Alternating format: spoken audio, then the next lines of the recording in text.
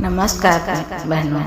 भक्त और भगवान की एक बहुत प्यारी कहानी है, जिसमें जो एक संत थे नामदेव, विट्ठल भगवान के बहुत ही प्यारे और बड़े भक्त नामदेव नाम के संत थे। नामदेव जी महाराष्ट्र के एक सुप्रसिद्ध संत थे। वे विट्ठल भगवान के बहुत बड़े संत थे। उनका ध्यान सदा विट्ठल भगवान के दर्शन, भजन और संकीर्तन में ही लगा रहता था। सांसारिक कार्यों में उनका जरा भी मन नहीं लगता था। वह एकादशी के व्रत के प्रति पूर्ण निष्ठावान थे। वे उस दिन जल भी नहीं पीते थे।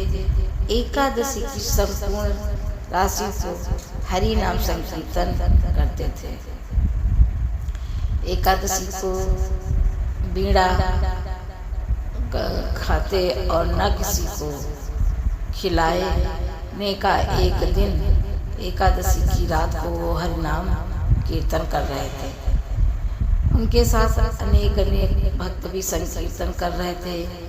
एक वृद्ध ब्राह्मण के द्वार पर आया और बोला, मैं अत्यंत भूखा हूँ, मुझे भोजन कराओ, अन्यथा मैं भूख के मारे मर जाऊँगा। श्री नामदेव जी बोले, मैं एकादशी को अन्न न खाता हूँ और न किसी को खिलाता हूँ। अतः ब्राह्मण देवता प्रातः काल सूर्योदय का इंतजार करें, व्रत का पारण कर आपको पेट भर भोजन कराऊंगा। ब्राह्मण बोला, मुझे तो अभी भोजन चाहिए, मैं 120 वर्ष का बूढ़ा हूँ। एकादशी व्रत 8 वर्ष से लेकर 80 वर्ष तक के लोगों के लिए है। मैं भूख से मर जाऊंगा और तुमको ब्रह्म हत्या का पाप लगेगा।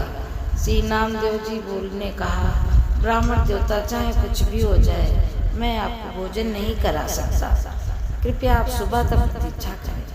श्री नामदेव जी के ऐसे व्यवहार के प्रति अन्य ग्रामवासियों ने नामदेव जी को निष्ठुर कहा और ब्राह्मण को भोजन देना चाहकर ब्राह्मण ने भोजन लेने से इनकार कर दिया और कहा, यदि मैं भोजन ग्रहण करूंगा तो सिर्फ और सिर्फ नामदेव से ही करूंगा।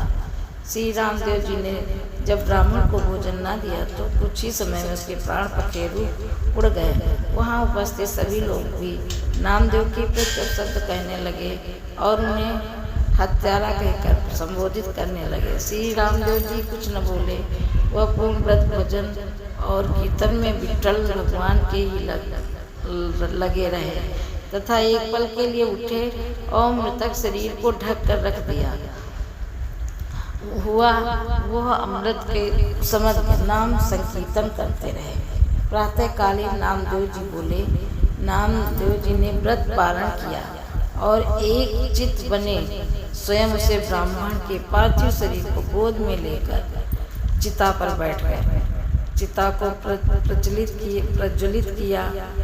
आग की लपटें भी श्री नामदेव जी तक पहुंचने लगी वाली ही थी तो अचानक वो ब्राह्मण उठा और नामदेव जी को उठाकर चिता में से बाहर कूद पड़ा। तब तक नामदेव तो सिर्फ और सिर्फ नामदेव से ही करूँगा। मैं नामदेव जी ने जब ब्राह्मण को भोजन न दिया तो कुछ ही समय में और नामदेव जी को उठाकर चिता में बाहर कूद गया। जब तक नामदेव जी ने कुछ समझ न पाए तब तक वो बूढ़ा अंतर्ध्यान हो गया। स्वयं विट्ठल भगवान ही उसकी परीक्षा लेने आए थे। इस घटना को देखकर सब आश्चर्यचकित हो गए। श्री नामदेव की जय जयकार करने लगे। धन्य है श्री नामदेव जी।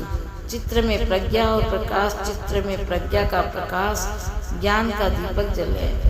तभी ठाकुर जी का निराकार स्वरूप दिखाई दिया। भागवत श्रवण से चित्र रूपी दीपक जलने लगते हैं।